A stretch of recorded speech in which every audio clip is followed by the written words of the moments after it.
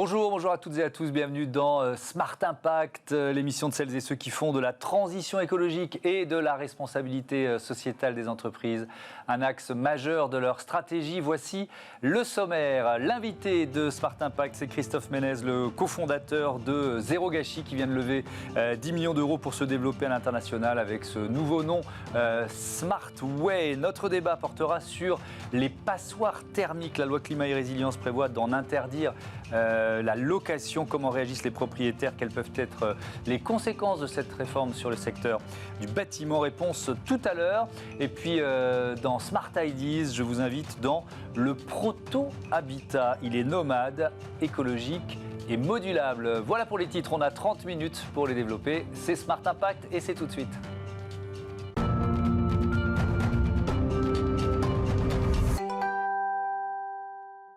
Bonjour Christophe Ménez, bienvenue. Bonjour, vous merci. êtes donc avec votre frère Paul-Adrien, le cofondateur de Zéro Gâchis, devenu Smartway. Depuis 2012, vous êtes un partenaire de la grande distribution pour lutter contre le gaspillage. On peut peut-être revenir à l'origine, c'était quoi l'idée de départ ? Alors l'idée de départ, elle était d'un œil consommateur. On faisait nos courses comme tout le monde et on voyait dans certains magasins, des magasins qui pratiquaient des remises sur des produits en fin de vie pour éviter qu'ils ne finissent à la poubelle. Mais ce n'était pas commun, ce n'était pas dans tous les magasins. Et puis on était en 2012, donc ce n'était pas un vrai sujet de société. Donc l'idée de départ, elle a été de creuser cette thématique et de se dire qu'aujourd'hui, il y avait encore trop de produits qui partaient à la poubelle.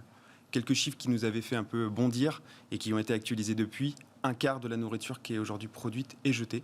Et la grande distribution est responsable pour 14% du gaspillage alimentaire. Ça représente quoi pour un supermarché en termes de valeur, le gaspillage alimentaire ? C'est énorme. Alors, vous allez prendre un commerce de proximité, on va parler de 100 000 euros de produits jetés par an à la poubelle. Vous allez regarder un supermarché ou un hypermarché, on parle de 300 400 000 euros par an de jetés.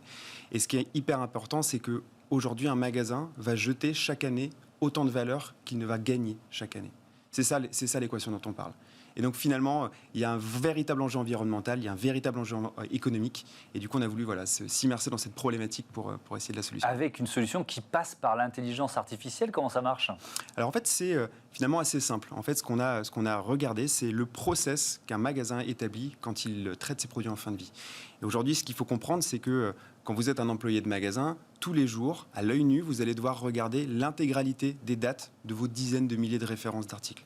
C'est un temps fou, c'est très chronophage. C'est roboratif, c'est pas une tâche intéressante. Et puis il y a des erreurs. Donc ce qu'on a voulu faire là-dessus, c'était déjà une première solution. Exactement.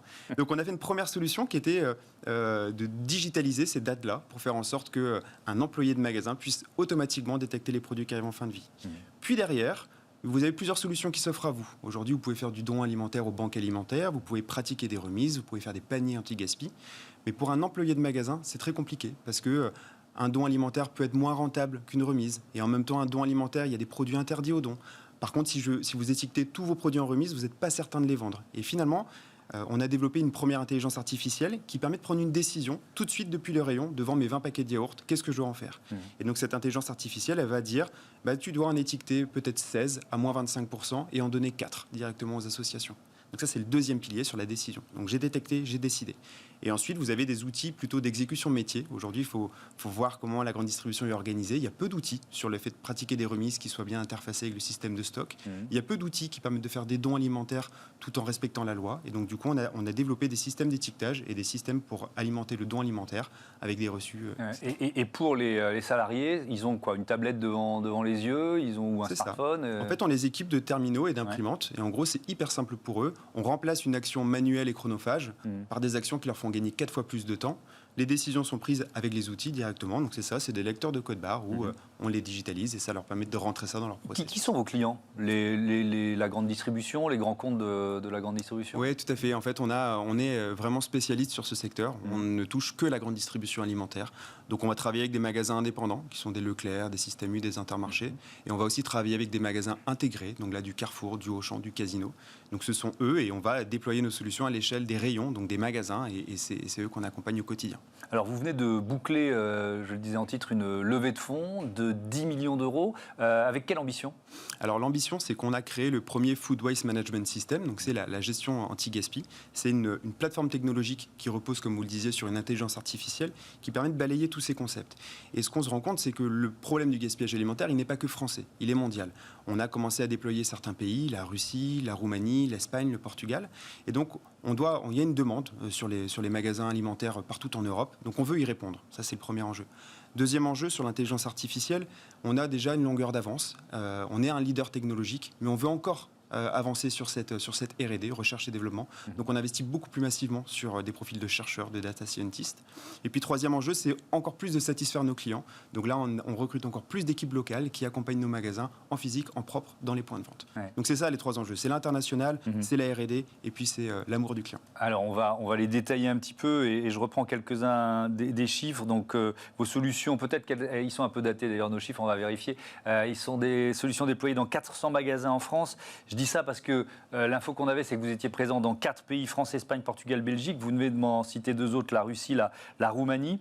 60 collaborateurs et 60 recrutements prévus en 2021. Vous avez commencé à répondre à la question. Donc vous cherchez quel profil aujourd'hui ? Parce que 60 recrutements dans l'année, vous doublez. C'est beaucoup, effectivement. Alors on va rechercher des profils donc, sur l'international, donc pour développer les pays. On recrute sur l'Espagne, sur le Portugal, sur l'Italie. Donc là, c'est des profils plutôt de business et développement. On recherche des profils du coup de développement, data scientist, data engineer, product manager, donc vraiment pour renforcer la partie R&D. Et puis après, sur l'amour du client, on recherche des customer success, donc des gens qui vont vraiment accompagner nos clients sur le terrain. Et effectivement, on a aujourd'hui 400 magasins, on est présent dans quelques pays, mais on a une approche très pragmatique. Ça veut dire qu'on est rentable en fait depuis 2014, donc quasiment depuis l'origine de la société. Et aujourd'hui, cette levée de fonds, elle a pour objet d'investir beaucoup plus massivement pour aller chercher un enjeu qui est colossal.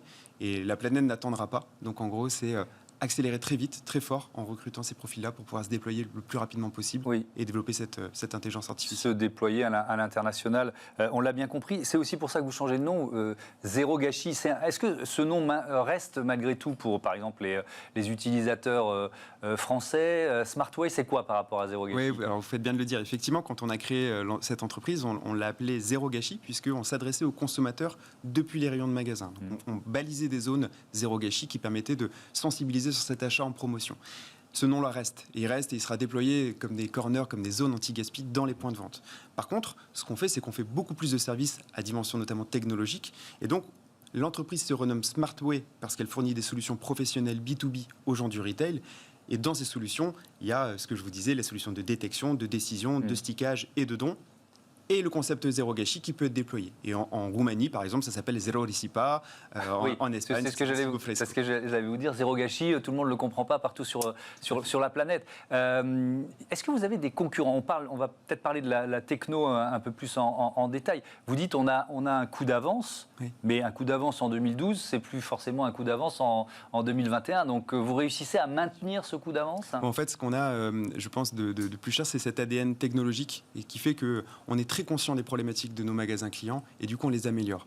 Et oui, on a des concurrents mais qui sont concentrés souvent sur un pan de la gestion anti-gaspi. Ça peut être du panier, ça peut être du don alimentaire. Mais nous, ce qu'on fait, c'est qu'on rassemble toutes les actions autour de cette intelligence artificielle et qui va traiter du don et qui va traiter du panier, par exemple. Et ce qu'on se rend compte, c'est que ce n'est pas l'une des actions qui va réduire le sujet du gaspillage alimentaire, c'est toutes les actions mises en cohérence dans un point de vente. Et c'est là où la technologie est vraiment importante, c'est que finalement, appuyer et rendu très accessible pour un employé de magasin, ça permet de mettre en harmonie tous ces équilibres de dons alimentaires, de remises, de paniers. Et donc, beaucoup d'argent en recherche et développement, parce qu'il y a encore des espaces à explorer. Ou est-ce que, par exemple, vos freins, ils sont où aujourd'hui ? En fait, nos freins sont plus qu'une enseigne peut toujours se poser la question de est-ce qu'elle ne ferait pas différemment sans nous, par exemple, parce qu'elle a toujours déjà pratiqué ce type de choses elle-même par nature dans son activité. Mais donc nos freins sont plutôt de sensibiliser les enseignes à prendre conscience qu'on peut largement améliorer. Et aujourd'hui, c'est ce qu'on voit, c'est qu'en fait, le coût du gaspillage, il se situe dans leur poubelle et dans leur compte d'exploitation. Et que systématiquement, quand on déploie un service, notre promesse, c'est de leur faire gagner de l'argent. Et c'est ce qu'on arrive systématiquement. Donc je dirais que nos freins sont là, mais ils se lèvent petit à petit. Mais ça, ce ne sont pas des freins technologiques. Non, ce ne sont pas des freins technologiques. Je veux dire psychologiques, mais bon, ou commerciaux, on peut appeler ça comme on veut. Et donc, côté techno, j'ai du mal à voir où est le potentiel de développement. Alors, le potentiel de développement, c'est que la recherche, en fait, on va par exemple, quand on doit prendre une décision sur mes 20 paquets de yaourt que je dois pratiquer une remise anti-gaspi ou un don alimentaire, ce qu'il faut savoir, c'est qu'il y a différents critères que vous allez analyser pour savoir ce qu'il faut en faire. Quel est le degré économique de vos produits? Quelle est la météo aujourd'hui? Est-ce qu'on est en début ou en fin de mois? Les consommateurs ont eu leur paye ou pas leur paye? Est-ce qu'on est sur un magasin qui a beaucoup de consommateurs aujourd'hui et donc beaucoup de ventes attendues ou pas beaucoup? Est-ce que vous avez une association qui est proche et qui est en capacité de récolter tous ces produits? En fait, tous ces facteurs-là, donc ça, ce sont des caractéristiques internes et externes au magasin. Il y a aussi des caractéristiques liées au produit. Est-ce que c'est une grande marque? Est-ce que c'est un produit qui est connu? Et donc finalement, quand on vient analyser tous ces facteurs-là, c'est ce qui nous permet de prédire la bonne décision. Et ce qui est important là-dessus, c'est que quand on a mis au point cette intelligence artificielle, elle-même est plus intelligente que nous. Parce qu'elle-même, elle guide à chaque décision qu'un employé doit faire. C'est elle qui guide le choix qui est le plus profitable. Alors que nous, auparavant, on accompagnait les magasins tous les mois et on leur disait, vous auriez dû essayer de faire ci, essayer de faire ça. Et donc cette intelligence, il y a plein de développements parce qu'il y a encore plein de critères à analyser. Il y a plein de configurations de magasins à analyser. Et donc voilà, il y a un gros besoin encore. Merci Christophe Ménez, à bientôt sur Bismart. Tout de suite, on passe à notre débat sur les passoires thermiques. Retrouvez le débat de Smart Impact avec Veolia.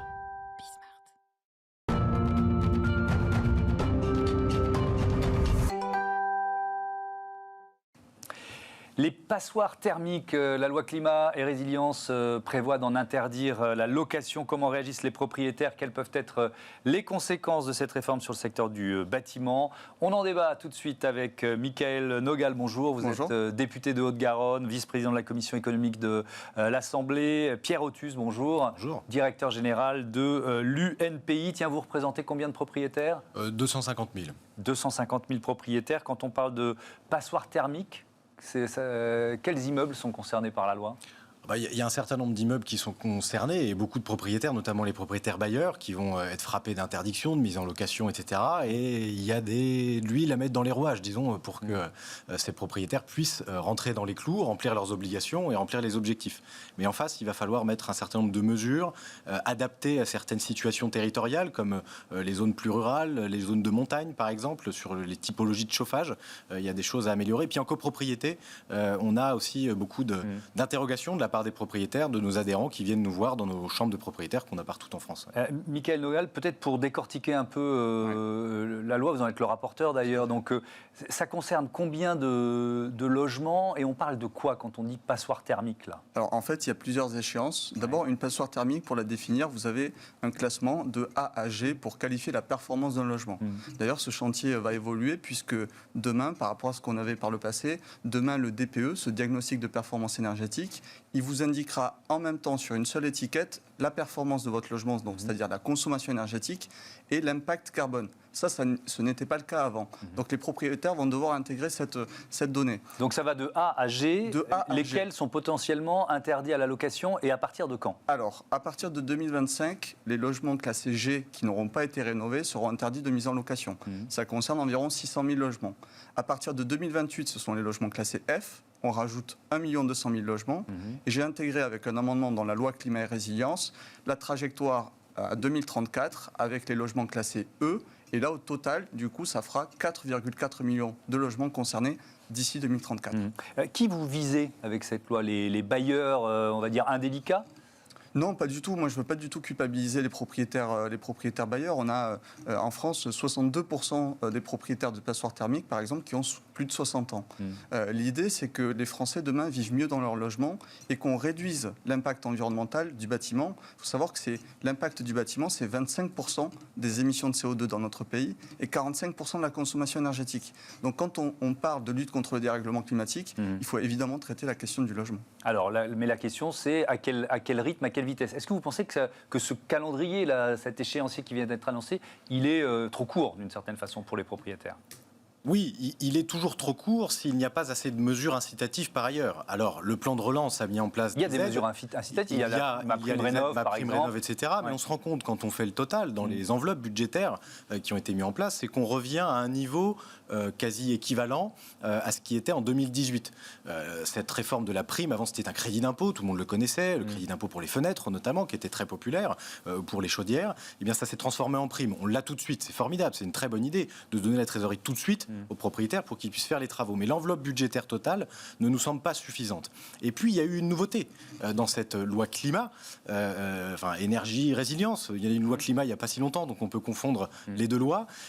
C'est qu'on est venu ajouter la catégorie E, qui va sortir du parc de logements locatifs ou de détention pour les propriétaires occupants. 2034, c'est pas tout de suite. 2034, mais 2034, c'est quand même demain, ça concerne énormément de logements. Et pour atteindre la classe énergétique D, dans des bâtiments anciens, et même les bâtiments des années 60, 70, parce que souvent, c'est un peu l'image qu'on a de la passoire thermique, avec les ponts thermiques, mauvaise isolation, etc. Cela va nécessiter beaucoup de moyens à mettre en place. Et puis, techniquement, donc ça, vous dites que c'est illusoire d'une certaine façon. On ne façon. pourra pas techniquement atteindre cette classe D. Alors, on a changé quand même le thermomètre. On l'a fiabilisé, on l'a rendu opposable, ce qui ne nous rend pas forcément très heureux, parce que ça peut générer beaucoup de contentieux. Mais ce fameux DPE, le diagnostic de performance énergétique, va changer à partir du 1er juillet. Et il y a une forte incertitude sur le nombre de logements qui va devenir ou pas FG par le simple changement de mode de calcul. D'accord. Donc sur cet aspect particulier, les logements 2034, c'est un peu technique, pardon, mais voilà, c'est aussi l'efficacité et l'applicabilité de cette loi qui est en jeu. D'abord, se rappeler de l'objectif initial de cette loi, c'est baisser de 40% les émissions de CO2 à 2030 et atteindre la neutralité carbone en 2050. Ça, on est d'accord sur l'objectif. Mais est-ce que c'est réaliste? Parce que vous venez d'entendre ce que dit Pierre Othus.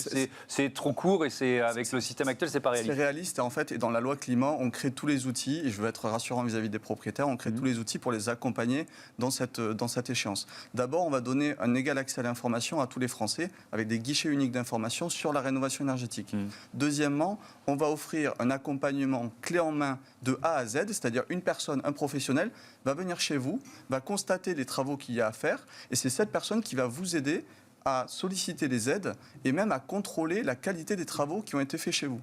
Et enfin, la question du reste à charge, c'est-à-dire du financement, qu'est-ce qui vous reste à payer une fois qu'on déduit les aides publiques? Je rappelle que dans le cadre du plan de relance, 2 milliards d'euros sont consacrés à ma prime rénov', qui a été sollicitée par plus de 200 000 ménages en France depuis le début de l'année, donc c'est un vrai succès. Et donc à la fois l'information, l'accompagnement et le financement, c'est les trois conditions qu'on réunit pour réussir dans la rénovation énergétique. Donc vous dites ce qui est prévu dans la loi, ça suffit, vous n'êtes pas d'accord? On n'est évidemment pas d'accord, on a les bases qui sont jetées, il y a les objectifs qui sont là, personne ne les conteste nécessairement, si ce n'est peut-être la classe énergétique, qui a vraiment mis des frissons et qui a dressé un petit peu les propriétaires et qui a accentué l'inquiétude.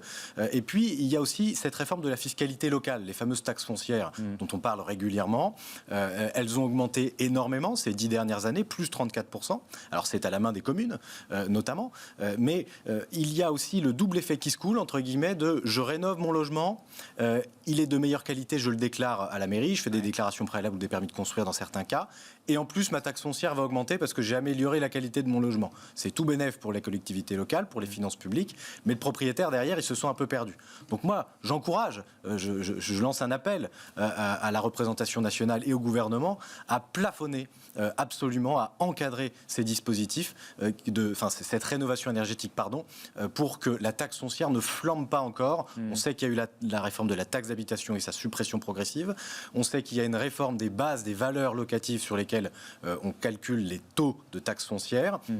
Et donc, il va falloir absolument plafonner ça. Je vais dire ça avec mes mots, une sorte de double peine pour les propropriétaires. Les travaux plus la taxe foncière. Ce que Pierre Othus ne dit pas, c'est que la rénovation énergétique, elle a d'abord plusieurs intérêts. C'est que vous vivez mieux dans votre logement s'il est bien isolé. Votre logement, il prend de la valeur. Aujourd'hui, et ce sera de plus en plus le cas, un logement qui est performant au regard des nouvelles lois, il sera plus attractif. Et même la valeur, on parle de valeur verte d'un bien immobilier. C'est parce que vous avez fait des rénovations, parce que vous avez atteint une étiquette énergétique élevée, que vous pouvez aussi le mettre en avant lorsque vous vendez ou lorsque vous mettez en location. Ça, c'est des choses qui sont aujourd'hui au profit du propriétaire, qui sera accompagné, je le répète, vraiment de A à Z, et encore plus pour les plus modestes, parce qu'on pourrait se dire, la rénovation énergétique, ça coûte des milliers d'euros, c'est vrai. Une rénovation globale, ça peut monter jusqu'à 40 000 euros. Donc il faut pouvoir accompagner l'ensemble des ménages. Et on crée aussi dans cette loi climat des outils financiers.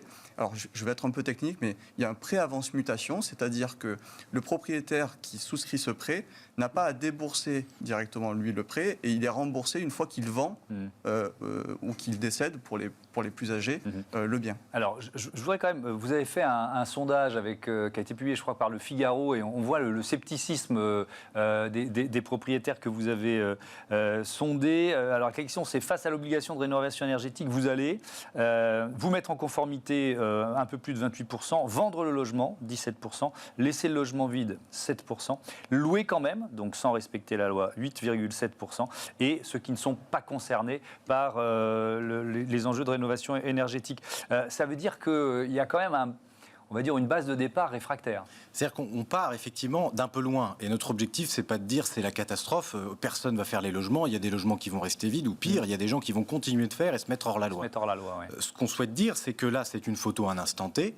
Il y a le facteur émotionnel et le facteur d'acquisition des nouvelles mesures par les propriétaires, mais c'est de faire en sorte qu'on emmène tout le monde dans cette rénovation énergétique.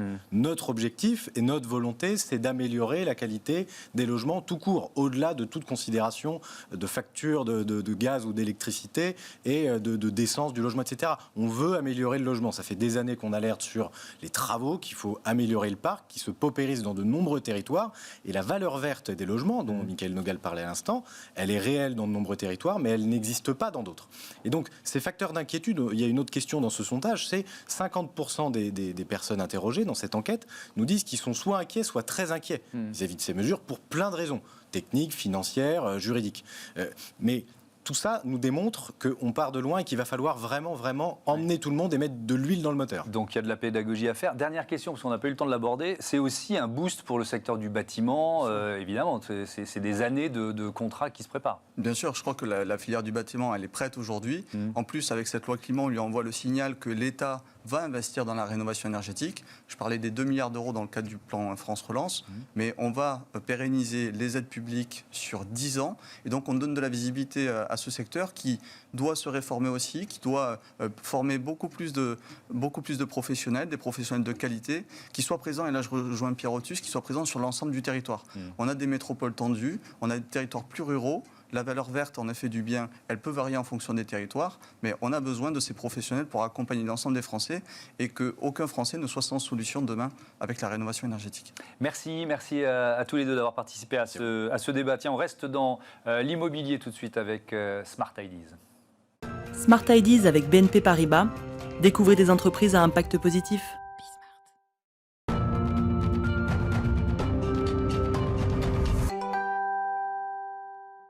Smart Ideas, la bonne idée du jour est signée des architectes Flavien Menu et Frédéric Barchelard. C'est le Proto-Habitat. Bonjour Flavien Menu. Bonjour. Bienvenue. C'est quoi le Proto-Habitat ?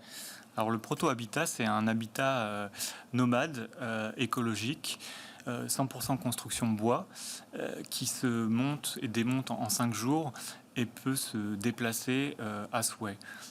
Mais c'est un habitat pas uniquement individuel, ça peut aussi devenir un habitat collectif pour répondre à de grands nombres de situations, de nouvelles manières d'habiter et de travailler. Alors on voit un exemple là, en photo, c'est un prototype ça, c'est une des premières réalisations de Proto-Habitat, Oui, voilà, ce projet, il est né à la Villa Médicis, à Rome, à l'Académie de France, où on était tous les deux architectes.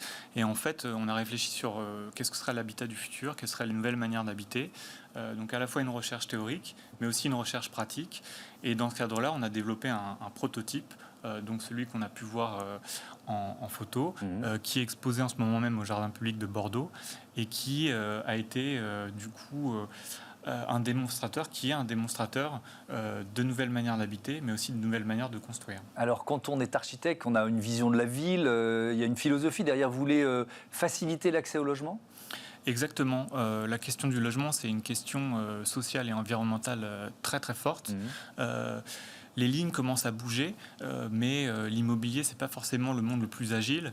Et en fait, on essaie d'apporter de la fraîcheur et aussi de l'impact environnemental et social dans l'immobilier pour imaginer un immobilier plus mobile, plus agile, plus abordable aussi, et grâce à des solutions comme celle-ci. Donc le côté écologique, c'est du bois, c'est ça? Comment vous sourcez vos matériaux, la recyclabilité, il y a toutes ces questions derrière. Exactement, tout à fait. C'est 100% construction bois, et on a fait un travail de traçabilité assez important, puisque aujourd'hui on regarde ce qu'il y a dans nos assiettes et dans nos baskets, et on regarde très peu ce qu'il y a dans notre logement. Et donc on s'est pris au jeu de la filière bois et de l'excellence de la filière bois Nouvelle-Aquitaine, et on a sourcé l'ensemble des matériaux de ce bâtiment à moins de 400 km du site d'assemblage. Donc c'est vertueux de la forêt à l'isolant en passant par le montage sur site. En quoi c'est modulable? Alors c'est modulable puisque sur l'image vous avez pu voir des modules, mais en fait ils peuvent se superposer ou se juxtaposer. Donc c'est ce petit cercle qu'on voit là. Et puis montable, démontable. C'est la deuxième fois qu'il est monté, démonté. Il va être remonté et redémonté encore 3 fois. On peut l'étendre, le superposer, mais on peut aussi, en fin de vie, le recycler. Et ça veut dire qu'aussi, d'une certaine façon, les pièces peuvent avoir différents usages? C'est-à-dire que c'est modulable aussi dans l'usage qu'on en fait? Exactement. On a beaucoup réfléchi aussi à comment on habite aujourd'hui. Alors il y a 2 ans de ça, on parlait de habiter et travailler. C'est devenu depuis, avec la crise sanitaire, quelque chose de très commun. Mais c'est aussi cette idée d'avoir des pièces neutres dans lesquelles, en fait, il n'y a pas forcément des fonctions, mais c'est plutôt des degrés d'intimité dans lesquels ça peut être un jour un salon, le lendemain un bureau ou un atelier, aussi bien pour des jeunes ou des personnes âgées. Vous en êtes où du développement du proto-habitat? Alors le premier prototype, ça a été la première marche. Donc on a organisé une levée de fonds, à la fois avec du public et du privé. On a construit ce premier prototype en 9 mois, donc construit, inauguré, financé en 9 mois avec une crise sanitaire, c'est quand même un défi. Ça montre aussi la confiance de nos partenaires dans ce projet. Et aujourd'hui, on essaie de franchir la seconde marche avec une nouvelle levée de fonds pour trouver un terrain d'atterrissage et avoir une opération pilote. Donc pour l'instant, on a des très bonnes pistes, à la fois pour du logement, à la fois pour du bureau, à la fois pour des lieux d'exposition, et pour tout ce qu'on appelle un peu les villes non standards, disons. Oui, parce qu'on a un peu de mal à imaginer, quand vous parlez de l'aspect nomade. C'est-à-dire que nous, on se dit, on est installé à un endroit, notre immeuble, il ne bougera jamais. Vous voyez ce que je veux dire? Donc, c'est vraiment un processus intellectuel et psychologique un peu différent du propriétaire ou de l'utilisateur. Oui, tout à fait. Le constat est celui que les prix de l'immobilier explosent et qu'on a beaucoup de mal à se loger. Et donc, une des solutions peut être celle de dissocier le prix du foncier et le prix du bâtiment. Et dans notre solution, on ne paye pas le prix du foncier. Mais nomade, ça ne veut pas non plus dire qu'on vit dans une caravane. Cet habitat-là, c'est un habitat qui est isolé, qui répond à toutes les normes environnementales et thermiques, et qui est fait pour résister au moins 20-25 ans. Donc si vous voulez, c'est du nomade, mais plutôt pérenne. Merci Flavien Menu. À bientôt sur Bismart. Bon vent à votre proto-habitat. Voilà, c'est la fin de cette émission. Vous pouvez nous retrouver à 9h, midi, 20h30 sur Bismart, sur les box, et puis sur bismart.fr quand ça vous souhaite, quand ça vous chante. Bonne fin de journée à toutes et à tous.